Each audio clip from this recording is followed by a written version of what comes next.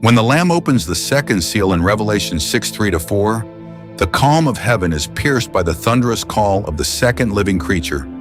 Come! From the depths of divine judgment emerges a rider on a fiery red horse, a symbol of bloodshed and conflict. The scripture declares, "And it was granted to the one who sat on it to take peace from the earth, and that people should kill one another. And there was given to him a great sword."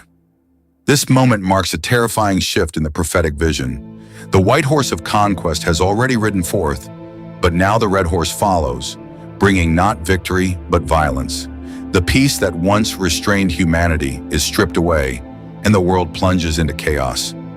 Color red in Scripture often represents blood, war, and judgment.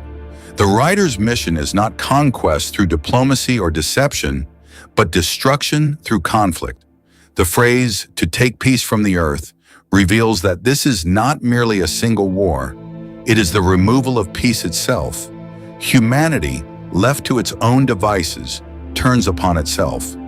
Nations rise against nations, neighbors against neighbors, and the earth becomes drenched in blood. This vision echoes the words of Jesus in Matthew 24:6-7.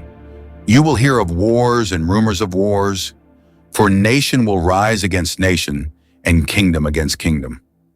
The red horse embodies this prophecy, showing the inevitable outcome when divine restraint is lifted and human aggression is unleashed.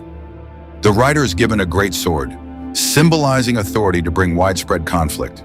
This sword is not only a weapon of physical war, but also of division between peoples, ideologies, and even within families.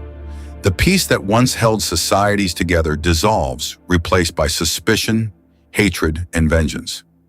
In Zechariah 1:8, red horses also appear as agents of divine patrol, signifying God's awareness of the earth's unrest. Here in Revelation, however, the red horse is not observing, it is acting. The restraint of peace is removed by divine permission, and humanity's violent nature is exposed. The red horse is more than a symbol of earthly conflict. It represents the spiritual reality behind human strife. James 4:1-2 asks, "What causes wars and fights among you? Do they not come from your desires for pleasure that war in your members?" The wars of nations mirror the wars within the human heart. When peace with God is broken, peace among people cannot stand. The removal of peace is therefore both a judgment and a revelation.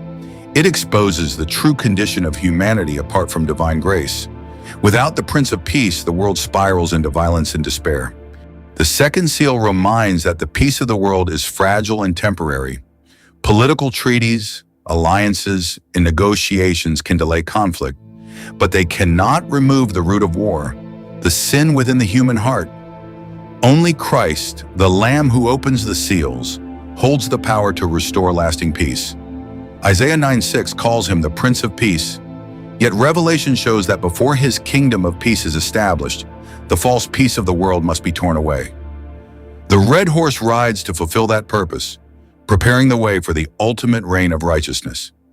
The vision of the red horse is a sobering reminder that peace is not the natural state of a fallen world. It is a divine gift. When that gift is withdrawn, humanity's true nature is revealed in blood and fire. Yet even in judgment, there is mercy. The Lamb who opens the seals is the same Lamb who was slain for the sins of the world. The second seal warns of the cost of rejecting divine peace and the chaos that follows when humanity seeks peace apart from God.